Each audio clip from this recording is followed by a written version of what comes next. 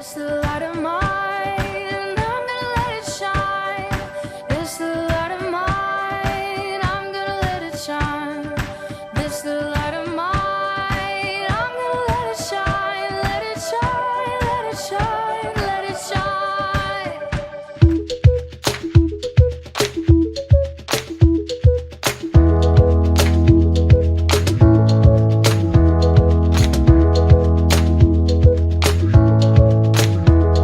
Rejoice in the Lord always, and again I say rejoice.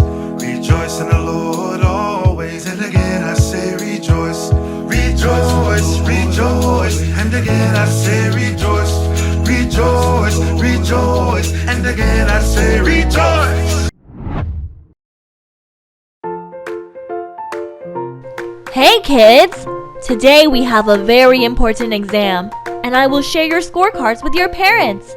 So, I want all of you to do your best, and no cheating, okay?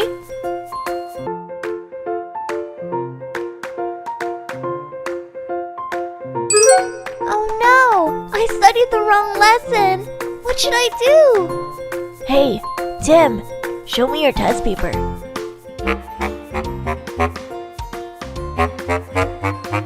David is cheating! He will get good scores without learning anything! I can do that too! You know what happened at school today? David and Tim were playing tennis! And though it was out, Tim said it was in and won the match! It must be an oversight, Ava. No, Mom! I saw it! It was so clear! He was cheating! Oh no! That's bad, Ava! It is not okay to cheat! Yes, Mom! I know! Though no one else saw, the person lying knows and will feel guilty later. You should always be true to yourself. Okay, time's up, everyone! Please hand in your test papers. I will never cheat to get a good score. Sweetie, how did the exam go? I'm sorry, Mom. I might fail. What? But why? I couldn't write much because I had learned the wrong lesson. Oh, okay. That's alright. You're not angry? No. Remember, failures are stepping stones to success. You can always do better next time. It's not always about getting good marks. Now, cheer up. Let's go and eat some ice cream. Yay! Thank you, Mom! Good, Ava. You did a good choice. Kamu keren. Sudah pilih pilihan yang benar. Iya, Ava sudah diingatkan untuk tidak menyontek dan dia menurut. Aku juga sering begitu tahu. Ada yang bicara di hati aku dan mengingatkan aku. Teman-teman, siapa coba yang bisa mengingatkan kita untuk hidup taat? Kita akan temukan jawabannya dalam ibadah online church saat ini.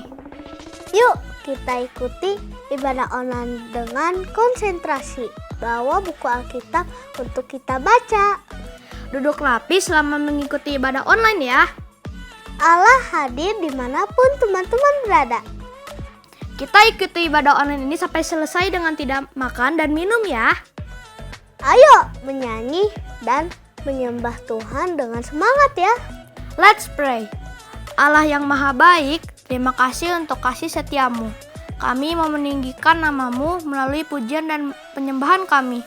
Silahkan engkau berbicara melalui firman-Mu. Kami siap mendengar. Thank you Jesus. In Jesus' name we pray. Amen.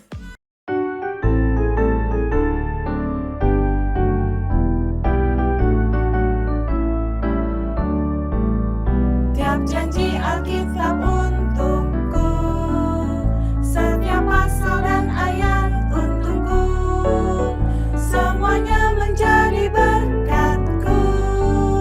Tiap janji Alkitab untukku, tiap janji Alkitab untukku.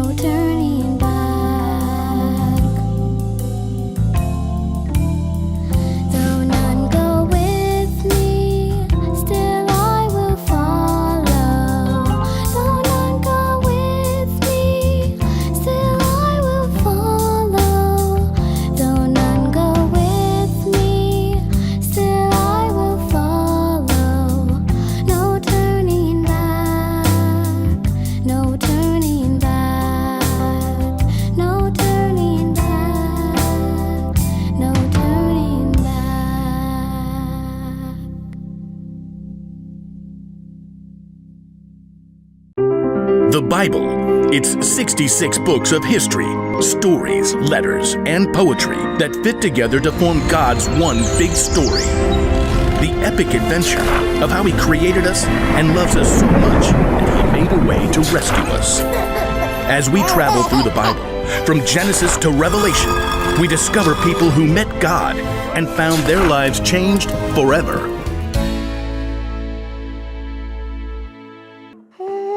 Hatiku deg-degan nih. Aku takut banget nih. Kenapa kamu, Jos? Kok kamu kayak takut begitu? Iya nih, hatiku kok berdebar-debar. Tadi saat ulangan matematika, aku menyontek. Walaupun guru dan temanku gak ada yang tahu, tapi gak damai di hatinya. Aku ngerasa gak enak sekali nih. Sama, aku juga.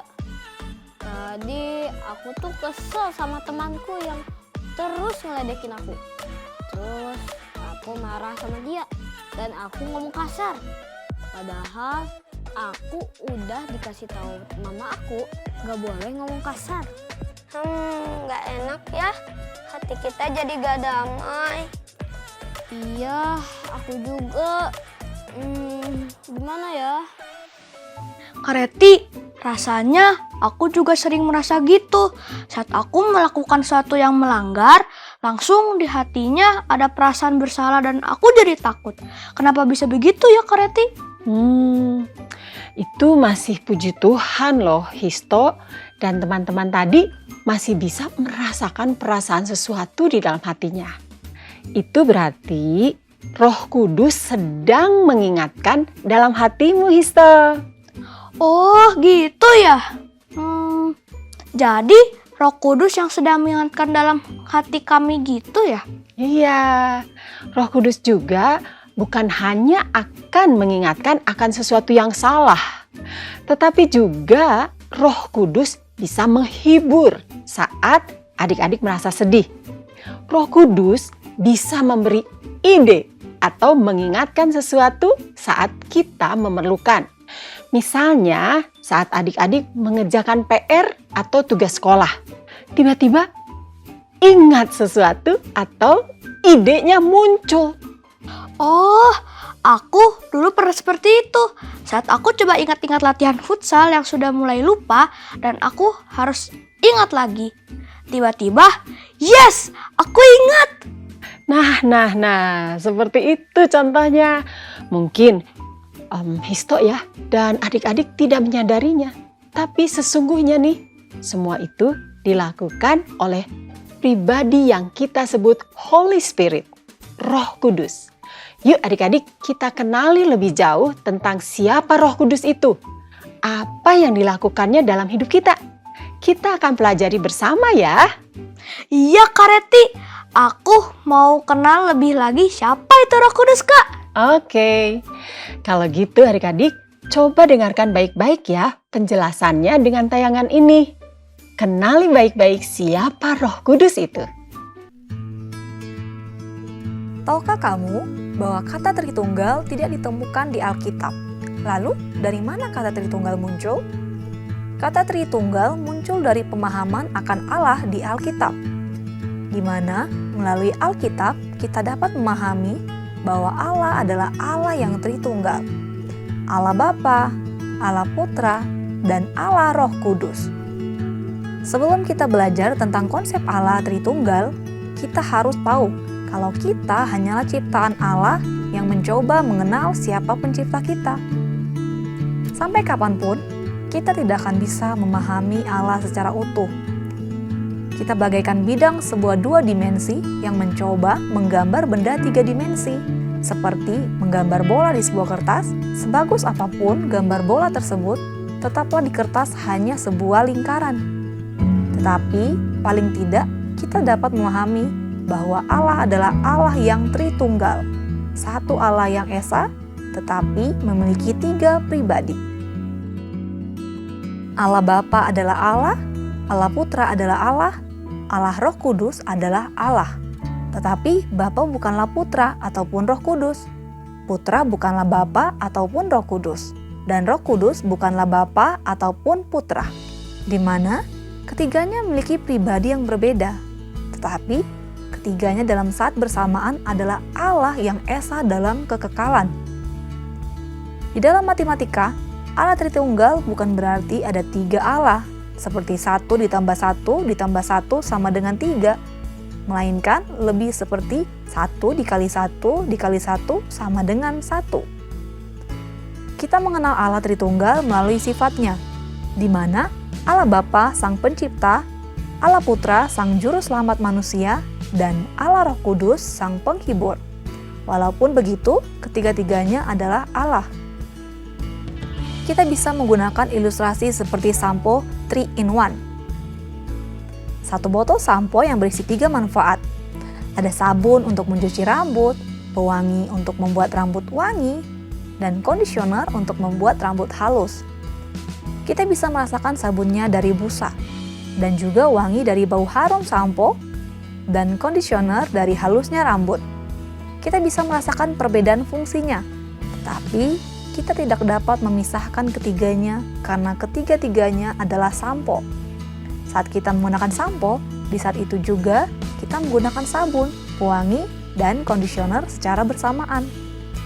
Sama seperti kita bisa merasakan Allah Bapa yang Maha Kuasa dengan melihat matahari, langit, gunung, dan semua ciptaannya. Kita juga bisa merasakan Allah Putra melalui kasih karunia Yesus Kristus yang telah menyelamatkan kita dari dosa. Dan kita juga bisa merasakan Allah Roh Kudus melalui penghiburannya dan tuntunannya di setiap waktu. Tetapi ketiga-tiganya adalah Allah, walaupun memiliki fungsi yang berbeda-beda, karena Allah Tritunggal adalah Allah kita yang esa, dengan 3 pribadi yang tidak dapat dipisahkan keberadaannya, yaitu Allah Bapa, Putra, dan Roh Kudus. Oh, jadi Tritunggal itu 3 dalam 1 ya? 3 pribadi Allah dalam 1 Allah. Allah Bapa, Allah Putra, dan Allah Roh Kudus. Benar, Histo. Adik-adik, ingat, kita tidak menyembah 3 Allah. No, bukan. Allah yang kita sembah hanya 1. Namun memiliki 3 pribadi. Allah Bapa, yaitu Sang Pencipta. Allah Putra, yaitu Yesus. Dan Allah Roh Kudus. Kalau tadi diumpamakan seperti shampoo, 3 fungsinya dalam 1 sampo. Kakak akan memberikan contoh lainnya untuk membantu adik-adik lebih memahami seperti apakah Allah Tritunggal itu. Jadi, teman-teman, kita hanya menyembah 1 Allah yang memiliki 3 pribadi. Kita menyebutnya Tritunggal. Yuk, kakak contohkan lagi ya, Histo. Coba perhatikan nih, Histo, ada gambar matahari? Silau Kareti. Bayangkan matahari ini ada unsur-unsurnya. Apa saja coba, Histo, yang terdapat dalam matahari itu? Sinarnya yang panas dan bentuknya seperti bola bersinar. Paling itu sih yang aku tahu. Oke, matahari sesungguhnya memiliki 3 unsur, yaitu bola mataharinya, betul Histo, sinar mataharinya, dan satu lagi, panasnya. Tentu ini bukan ilustrasi atau penggambaran yang sempurna ya adik-adik, karena bagaimanapun juga Allah tidak dapat dibandingkan dengan apapun juga adik-adik. Nah, penggambaran bola matahari kita umpamakan sebagai Allah Bapa. Sinarnya nih, yang kelihatan sinarnya yang menerangi adalah Allah Putra.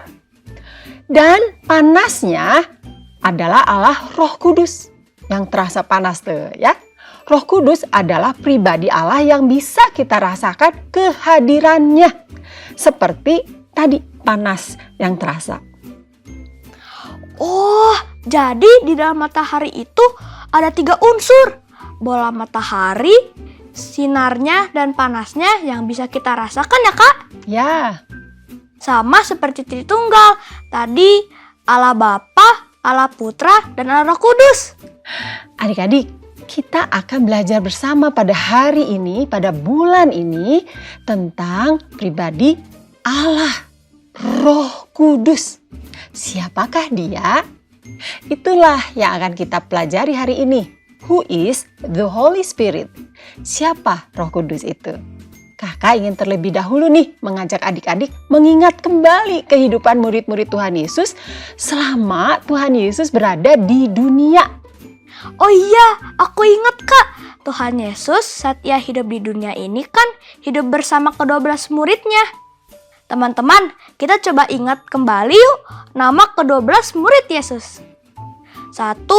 Petrus, 2.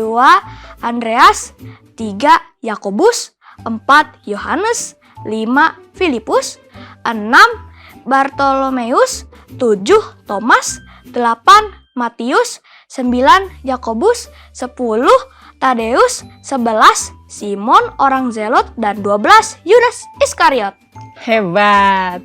Adik-adik bayangkan nih, jika kita menjadi 12 murid Yesus yang hidup selama 3,5 tahun bersama Tuhan Yesus, ke-12 murid ini yang mendapat kesempatan yang menakjubkan untuk melihat mujizat yang Tuhan Yesus lakukan dan pengajaran yang Tuhan Yesus perdengarkan kepada mereka secara langsung.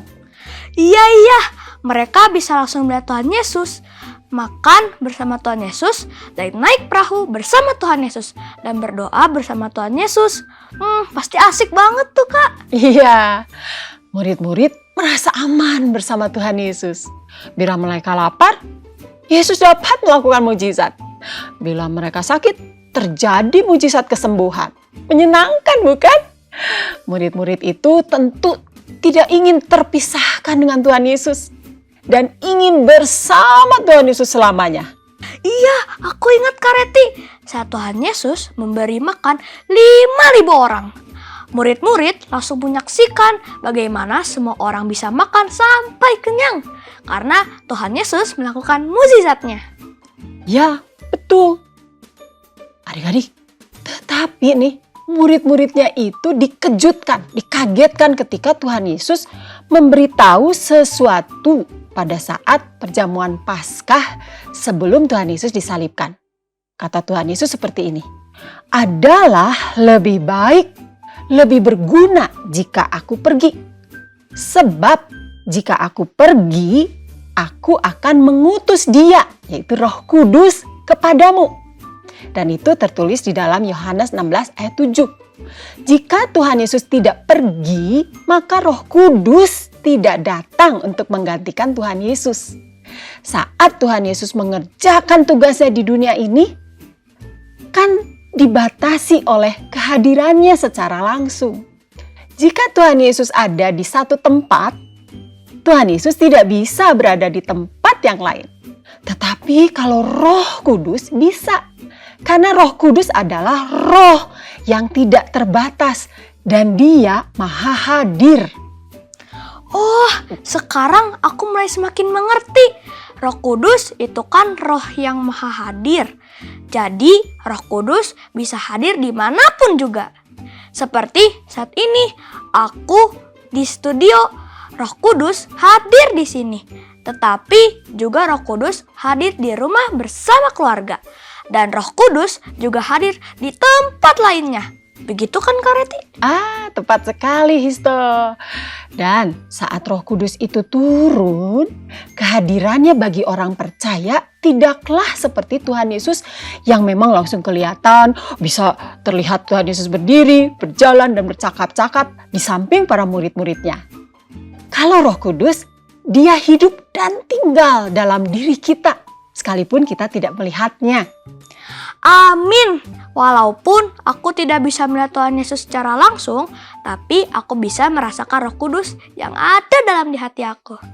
Nah itu, hidup, Histo dapat merasakannya. Dan Roh Kuduslah yang mengingatkan Histo saat Histo perlu diingatkan. Tadi gerakan untuk futsal, Roh Kudus tuh yang mengingatkannya. Lalu Roh Kuduslah yang mengingatkan teman-teman Histo tadi Karena Roh Kudus ada dalam hati mereka. Dan sesungguhnya Roh Kudus itu ya adik-adik dapat dirasakan oleh mereka dan kita semua. Terima kasih ya Roh Kudus, Engkau selalu mengingatkanku. Sekarang aku mau semakin merasakan kehadiran Roh Kudus dalam hidupku untuk terus mengingatkan aku supaya aku tidak melakukan hal-hal yang tidak baik. Good. Very good, Histo. Adik-adik, coba bayangkan betapa luar biasanya seharusnya nih kehidupan kita adik-adik ya. Bila kita hidup dengan tuntunan Roh Kudus yang dapat dirasakan dalam hidup kita.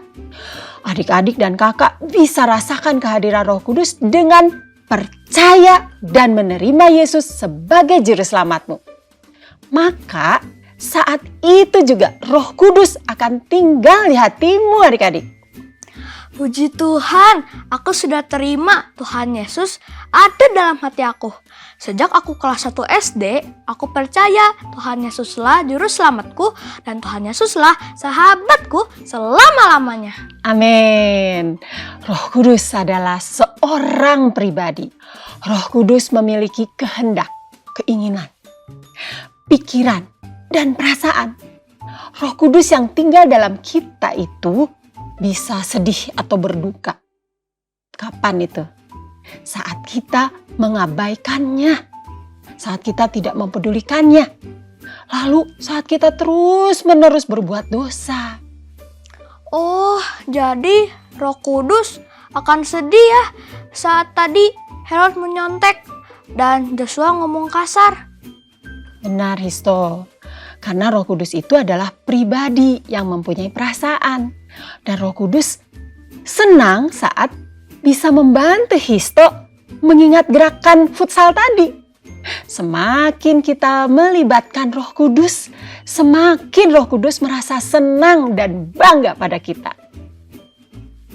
Kak Reti, bagaimana caranya ya supaya aku benar-benar bisa merasakan tuntunan Roh Kudus? Ajaklah Roh Kudus berbicara padamu Histo. Saat Histo atau adik-adik berdoa. Ajak Roh Kudus menuntunmu dalam membuat keputusan Histo. Lalu bacalah Alkitab. Melalui firman Tuhan, Roh Kudus bisa berbicara kepada kita. Dan Roh Kudus yang membantu kita bisa mengerti firman-Nya. Dan bukalah telinga hatimu untuk merasakan apa yang Roh Kudus katakan. Aku akan selalu ingat Roh Kudus itu bisa terlibat dalam setiap bagian dalam hidupku. Asik, berarti aku juga bisa mencurahkan isi hati atau curhatku pada Roh Kudus. Ia pasti akan mendengarkanku. Pasti Roh Kudus mendengarkanmu, Histo. Adik-adik luar biasa bukan? Roh Kudus itu sungguh nyata. Roh Kudus ada dalam hatimu, dalam hatiku, sebagai penghubung kita dengan Allah. Itulah the power of the Holy Spirit, kuasa Roh Kudus. Dalam kuasanya, Roh Kudus akan mengajarkan dan mengingatkan kita akan segala sesuatu yang Allah katakan. Coba bacakan dalam Yohanes 14 ayat 26. Let's read the Bible.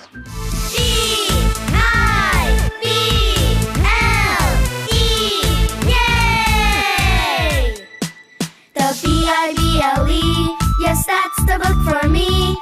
I stand alone on the word of God, the B-I-B-L-E, the B-I-B-L-E, yes, that's the book for me. I stand alone on the word of God, the B-I-B-L-E. Yohanes 14 ayat 26.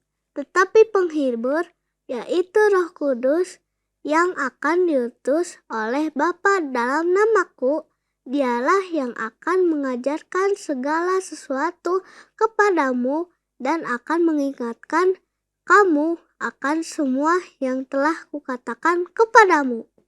Adik-adik, walaupun saat ini Roh Kudus tidak dapat kita lihat secara langsung, tetapi Roh Kudus ada.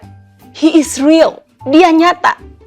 Jangan mengabaikannya, tapi melibatkannya.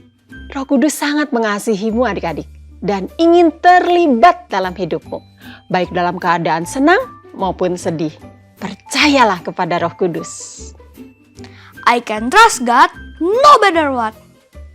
Faith, I can trust God no matter what. Aku dapat mempercayai Allah apapun yang terjadi. Adik-adik, mari kita percaya dan ingatlah Roh Kudus hidup dalammu. Roh Kudus memiliki perasaan dan selalu ingin berkomunikasi. Dia ingin terlibat dalam hidupmu untuk mengajar dan mengingatkan kita apa yang telah Allah katakan pada kita. Yohanes 14 ayat 25 ini akan menjadi lagu ayat kita pada bulan ini. Let's sing it! La la la la la la la la la.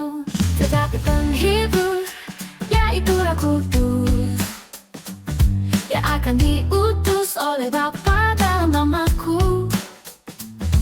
Dialah yang akan mengajarkan segala sesuatu kepadamu dan akan mengingatkan kamu akan semua yang telah ku katakan kepadamu.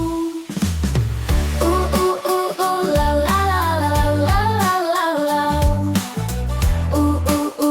La la la la la la la la. Tetapi penghibur, yaitu Roh Kudus, yang akan diutus oleh Bapa dalam namaku. Dialah yang akan mengajarkan segala sesuatu kepadamu dan akan mengingatkan kamu akan semua yang telah ku katakan kepadamu. La la la la la la la la la. La la la la la la la la. Yohanes 14 ayat 26. La la la la la la la la la. La la la la la la la la la. La la la la la la la la la. La la la la la la la la. Yohanes 14 ayat 26. Mari kita berdoa. Allah yang Maha Mulia, terima kasih Engkau memberikan Roh Kudus dalam hidup kami. Roh Kudus, kami sudah mengenalmu. Silahkan Engkau terus menuntun dan mengajar kami. Terima kasih ya Roh Kudus. Roh Kudus, silakanlah Engkau selalu mengingatkan kami, mengajar kami, sehingga hidup kami selalu dituntun oleh-Mu, Roh Kudus. We love you, Holy Spirit. In Jesus' name we pray. Amen. Aku sekarang tahu bahwa Roh Kuduslah yang selalu mengajar dan mengingatkan kita. Aku mau hidupku selalu dituntun oleh Roh Kudus supaya hidupku menyenangkan hati Tuhan. Setuju? Ayo kita selalu libatkan Roh Kudus dalam hidup kita dimanapun kita berada. Supaya lebih banyak lagi teman-teman lainnya yang mengikuti ibadah online Star Kids. Ayo klik like, subscribe, dan share ibadah online Star Kids ini dulu ya. Ayo teman-teman di kota Bandung hadir ya di ibadah anak Star Kids GKPB Fajar Pengharapan. Seru loh. Alamat GKPB Fajar Pengharapan dan info jam ibadah ada di website Fajar Pengharapan. Teman-teman bisa hadir di Pasir Koja atau di Kopo atau di Lembang. Untuk mengisi liburan sekolah, ayo ikut acara Star Kids Academy. Selasa, Rabu 1 sampai 2 Juli 2025 di Pasir Koja 58. Acaranya super seru loh. Teman-teman bisa mulai mendabung dari sekarang ya. Pastikan ikut ya. Kesan Anak Connect juga seru. Yuk ikutan setiap hari Sabtu jam 10 pagi, 2 minggu sekali di Jalan Pasir Koja 58. Saatnya memberi persembahan bagi Tuhan. Berilah persembahan dengan sukacita. Papa, mama, atau orang terdekat bisa membantumu untuk memberi persembahan melalui transfer bank atau scan QR. Tuhan memberkati persembahan teman-teman. It's quiz time! Lengkapi ayat-ayat ini. Yohanes 14 ayat 26. Tetapi penghibur yaitu yang akan oleh Bapa dalam namaku yang akan segala sesuatu dan akan kamu akan semua yang telah kepadamu. Kirimkan jawabannya di nomor hotline ini dengan alamat rumahmu ya, supaya hadiah dapat langsung dikirim ke rumahmu.